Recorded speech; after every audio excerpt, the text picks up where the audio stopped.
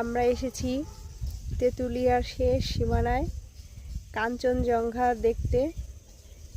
যদিও এখন জানুয়ারি মার্চ মাস, এখন দেখার সুযোগ নেই।